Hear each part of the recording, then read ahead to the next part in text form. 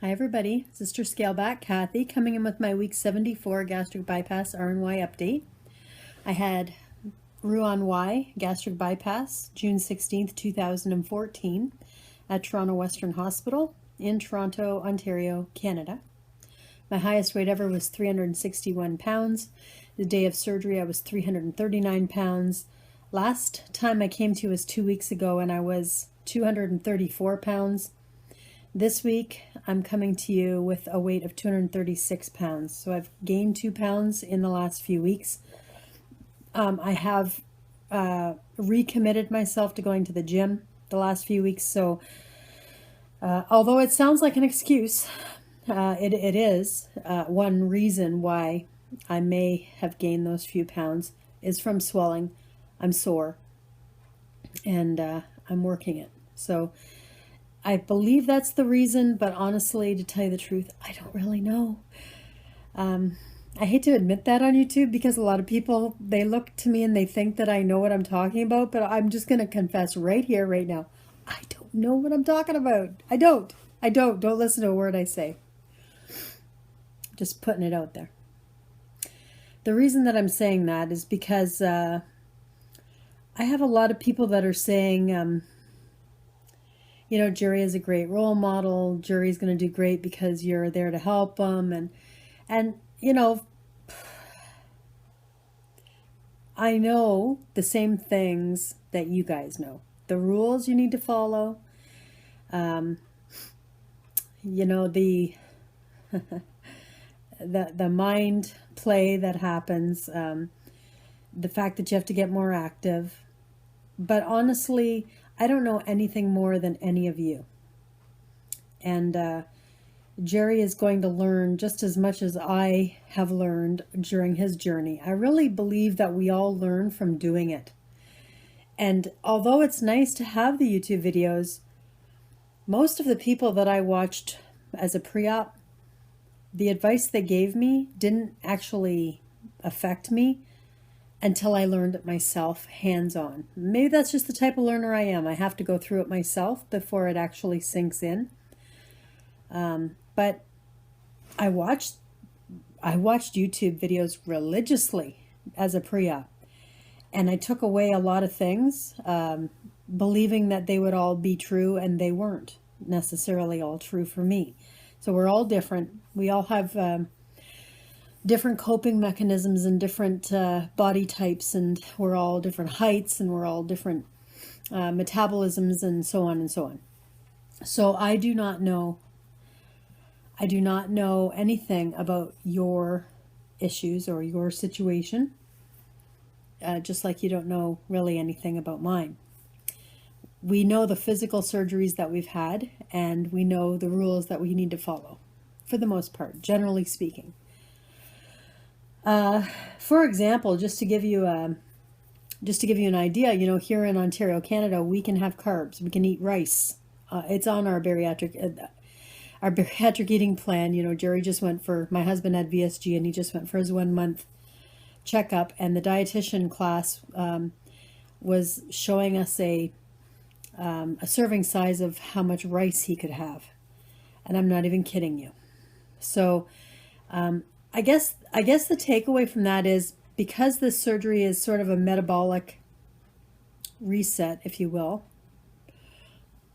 you will, as long as you eat small portions and you balance everything out with your carbs and your protein, in the first year, roughly 6 months to a year, you're going to lose weight no matter what you eat. But then after that is when you have to worry about, did you form enough good habits in that first 6 months to a year that you won't be going crazy on the bad habits after you've lost your weight, because that's ultimately what's going to cause you to regain your weight, is the rice. Especially if you can all of a sudden have 2 or 3 times the portion size that was shown in that class, or bread or pasta. I just made an eggplant lasagna. Some of you might have seen on Facebook if you follow me there. No noodles. It was all eggplant, zucchini, and spinach and cheese, and that's it. And Taste, honestly, you could not tell there wasn't any noodles in that lasagna. You would have thought that there was noodles in it.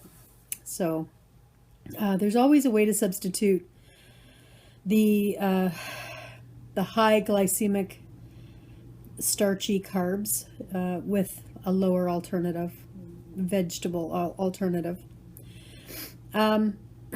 Anyways, here I am preaching already, and like I said, I don't know anything more than any of you. But it only makes sense, just common sense, that we should limit our refined, processed carbs. I could even say that about fruit and vegetables too, you know. You can go out and buy a whole bunch of prunes or dates or raisins and think that that's healthy because it's fruit, and it's really concentrated sugar at that point. So so anyway, I am starting to, what I believe is I'm starting to level off with my weight loss. December 16th will be my 1.5 year or 18-month surgiversary. And I know I can get to Wonderland. It's not that I think my weight loss has stopped. I know I will get there. It's the importance of how fast that happens to me has dramatically changed. And there's been a few reasons for that. You know, this past May, Jerry's dad passed away. This past summer, August, end of August, my mother became very ill with a CO2 retention or COPD, and almost died on me, and thankfully came out of it. But there's a lot of health issues that have been going on around me, and sometimes I feel a little bit guilty for the fact that I'm getting healthy and trying to improve myself. And sometimes I show off a little bit on Facebook, which is not, I don't consider it showing off. I look at it more like trying to encourage people. This is what I was, this is what I've become, and you can do it too. I've always been a coach. I've always tried to encourage people by example or by showing that it can be done. But in reality, when you see a lot of people around you who are not doing well, who are sick, my brother has thyroid cancer right now and is about to have surgery on Thursday to have that removed, and hopefully, please say a prayer, it hasn't spread anywhere else. Very common form of cancer and issues, but still, he's had a lot of other health problems as well.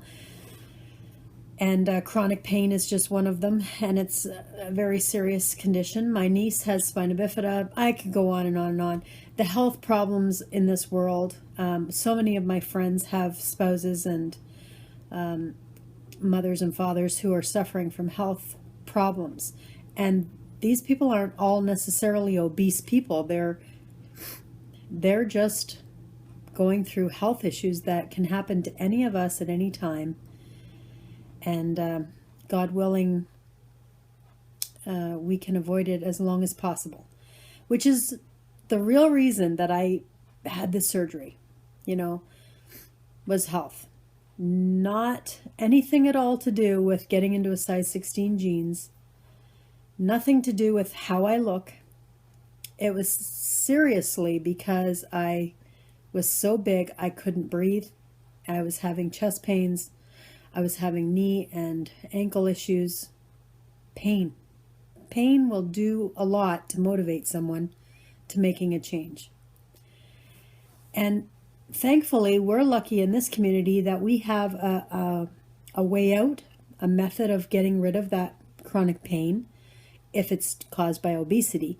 Some people aren't that lucky, and they have to live in dire pain due to birth defect like spina bifida, due to an injury from work, like my brother had a crush injury and and has had problems ever since. My mother from smoking, COPD. Self-induced, but she's a very thin lady. Has nothing to do with eating. So there's lots of other issues out there, and so the numbers on the scale are really not important. And I want you to know that even though I come in every week and I report on the numbers, sorry, it's not been every week, every couple of weeks now, but the numbers mean very little to me in reality. I give them because that's what we do in this community. And I talk about the weight loss and the weight gain because that's what we do in this community. But it is not what my life revolves around. I eat fruit. I eat bananas. I have peanut butter. And I don't really care what anybody says or thinks about it. If the scale goes up a few pounds or down a few pounds, ultimately, as long as I am healthy and happy with me, that's all that matters. I need to be here for all the people around me who are not well. And you need to be around for all the people around you who are not well. Even the ones who are well will someday need you. So hopefully that takes some burden off of everyone out there who thinks that they have to come in every week and report numbers. I don't think that for the next few times I come in to report that I will report numbers. If I get to 240 in weight gain, I'm at 236 right now. I was at 234. If I get to 240, I will become accountable to the point where I'm going to have to lower my calories, up my activity, do other things, because I will realize and know that that's a failure point for me.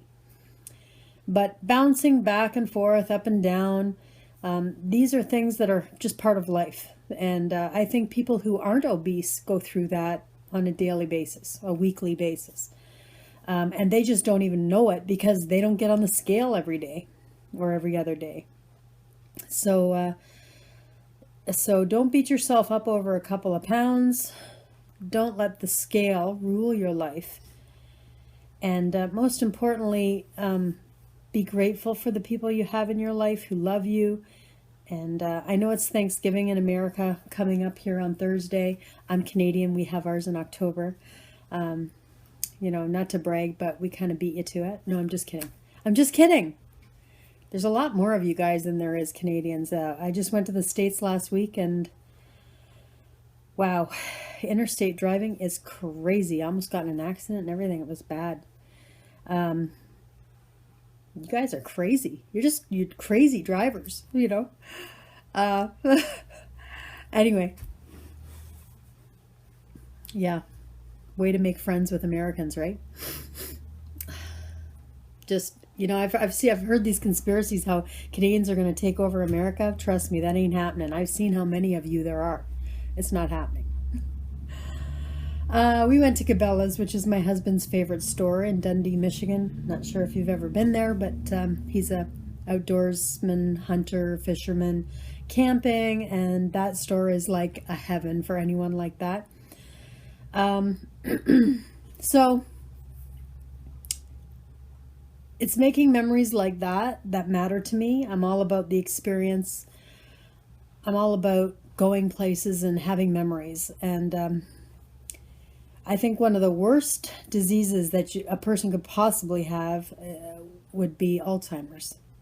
And I pray to God that no one out there watching right now, or no one in my family, has to go through it, because you can lose your health, your eyesight, your mobility as you get older. But if you lose your memories, what do you have to fall back on, really? So I keep making memories. That's what I do. That's one of the reasons that I post a lot on Facebook too, in case anyone was wondering. I don't do it to brag. I don't do it to show off.